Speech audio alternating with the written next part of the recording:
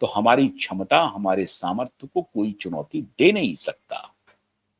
आपको मालूम है माननीय प्रधानमंत्री जी, देश पूरा आपके साथ खड़ा है।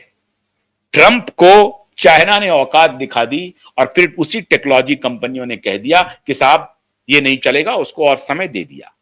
जो विदेश से जो लौटने वाले लोग थे उनको समय दे दिया कि ठीक है कुछ दिन के बाद लौटिए, और फिर ये कहा कि 28 लाख रुपए आपको 1 साल के लिए नहीं देने हैं, लाइफ टाइम के लिए। परिवर्तन पहले ही 2-4 दिन में ही होश ठिकाने आ गए, होश ठिकाने आ गए ट्रंप के। और ये ठिकाना चाइना की इस घोषणा से हुआ और उनको डर लगने लगा कि अगर चाइना ने भारतीय टैलेंट को अपने तरफ ले लिया फिर तो बल्ले बल्ले हो जाएगा। उनको डर सताने लगा। चाइना हमारा पड़ोसी देश है, आने जाने में भी सुविधा है। और क्या सिटीज हैं चाइना के साथ, क्यों जाएंगे हम न्यूयॉर्क? अगर हमें संघाई में कुछ मिलना शुरू हो गया, हम क्या करने जाएंगे न्यूयॉर्क और वॉशिंगटन? हमें कुत्ता काटा है क्या?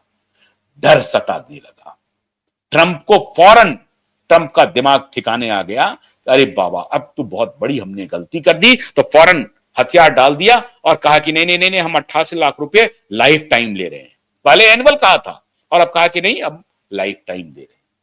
तो आईटी इंजीनियर्स और आईटी सेक्टर्स के हमारे जितने दर्शक हैं, सुनने वाले, उनको विचलित होने की जरूरत नहीं है। आपके लिए आपदा में अवसर खुल रहे हैं।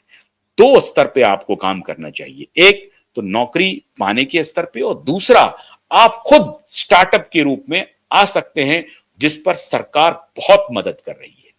सरकार को देखिए, आप अगर नौकरी छोड़ करके आप खुद अपना कुछ खड़ा करेंगे तो आप कुछ लोगों को नौकरी देने की भी हालत में हो जाएंगे।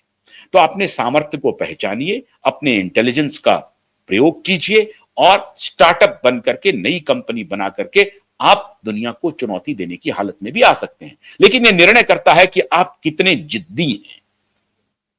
आपको थोड़ा सा जिद अपने अंदर लाना पड़ेगा, कुछ थपेड़ों को ध्यान में रख करके कि कुछ आएंगे, कुछ चुनौतियां आएंगी। उन चुनौतियों का सामना करते हुए अगर आपने खुद को एस्टैब्लिश कर दिया तो आप सिकंदर हो जाएंगे।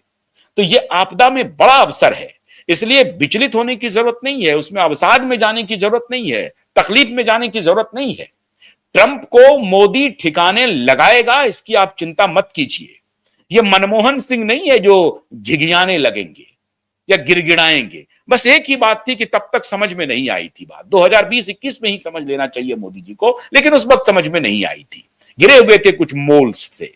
लेकिन अब मोदी जी को सारी बात समझ में आ गई है। तो मोदी भारत के सामर्थ्य को झुकने नहीं देगा। मोदी आप सभी प्रोफेशनल्स के साथ पूरी तरह से खड़ा है और आपकी नौकरी भी नहीं जाएंगे। ये आपकी नौकरी लेकर के असल में मोदी की बलि लेना चाहते हैं कि आप इनके खिलाफ हो जाए, आप इनके खिलाफ विद्रोह कर दे, देश में डीस्टेबलाइज किया जाए।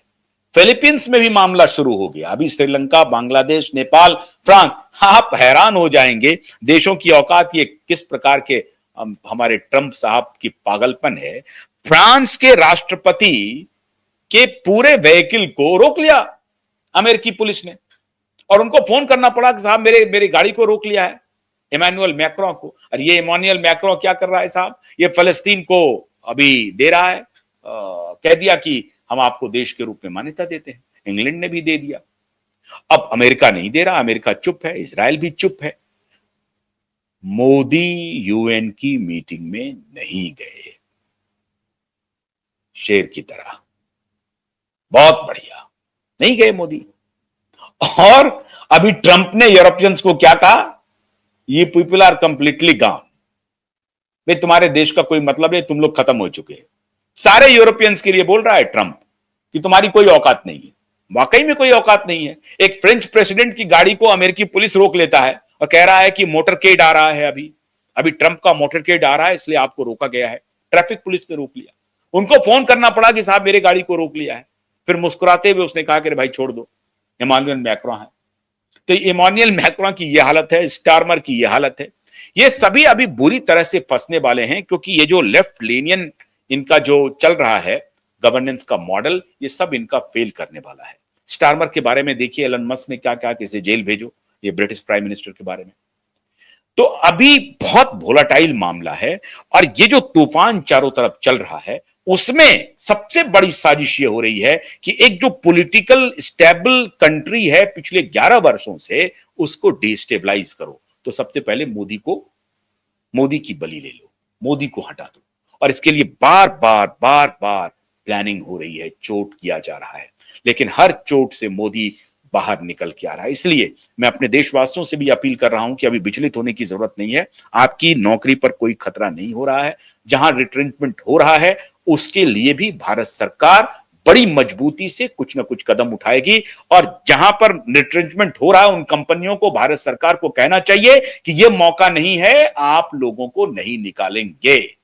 और अगर आपको कोई स्टिमुलस पैकेज चाहिए तो सरकार आपको मदद करेगी।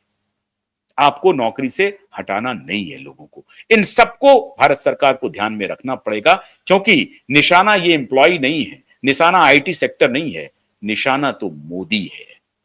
उनको मोदी का सर चाहिए, एम्प्लॉय का सर नहीं चाहिए। इसलिए बहुत ही सोच समझ करके कंसर्टेड एफर्ट में हम सभी देशवासियों को एकजुट होकर के किसी उन्माद में न फंसते हुए अभी इकट्ठा रहना है, एकजुट रहना है और दुनिया की जितनी साजिश है उसको फेल करना है, उसको नाकामयाब करना है।